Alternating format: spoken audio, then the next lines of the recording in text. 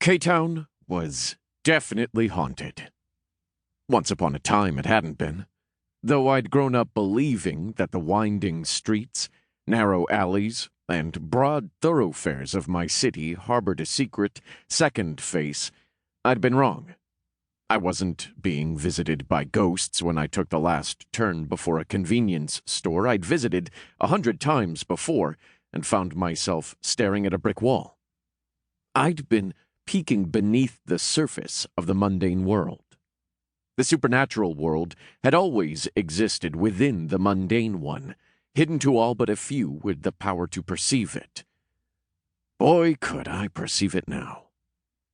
"Come back, usurper!" The speaker was a vampire in a business suit, flanked by two flunkies who looked like knockoff versions of the real thing.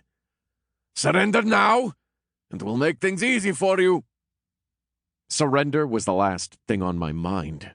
I raced down the cobblestone street, the wind in my hair, and the adrenaline of a life-or-death chase thrumming through my veins.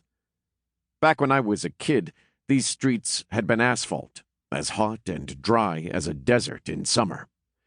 Now they reminded me of Charles Dickens. The city I loved had been rewritten by the power of my bastard vampire father. Dracula, the king of this world. For now, at least.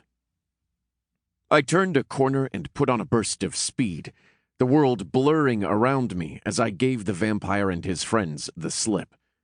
When he'd first started chasing me, he'd had 5 backup goons with him, not 2. The others had been lost in the labyrinthine streets of K-Town, helplessly backtracking through back alleys, while the distance between them and the front of the pack increased. So many times it had felt like this city and its shifting nature had been against me. Tonight, as never before, K-Town was on my side. "Come catch me, assholes!"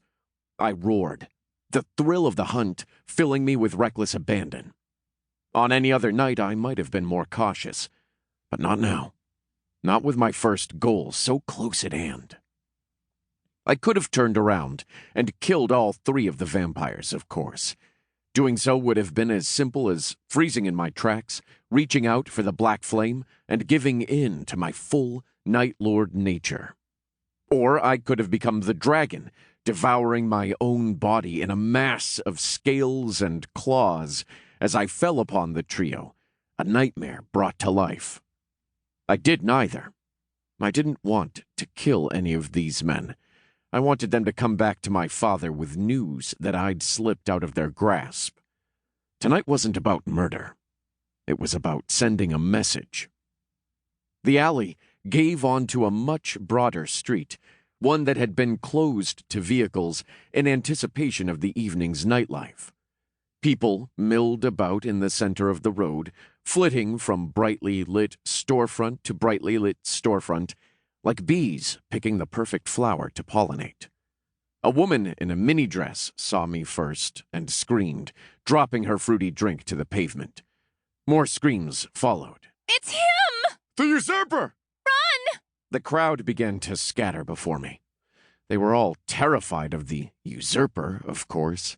Every night, the news networks were filled with rumors and gossip about me, propaganda that was both terrible and terrifying.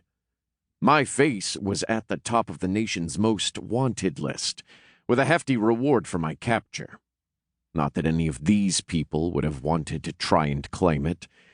More of my father's work. I raced on and came upon a market I'd visited many times, before Dracula cast the last spell and altered the world to fit his whims. Of course it was barely recognizable now. Long, narrow pylons stood between each of the storefronts, every one of them topped with a security camera whose single red eye turned to follow me as I ran.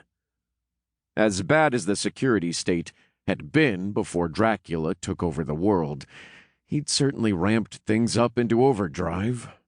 Every citizen I'd startled out of the marketplace wore a band around either their wrists or their necks. Men seemed to prefer the wrist, women the neck.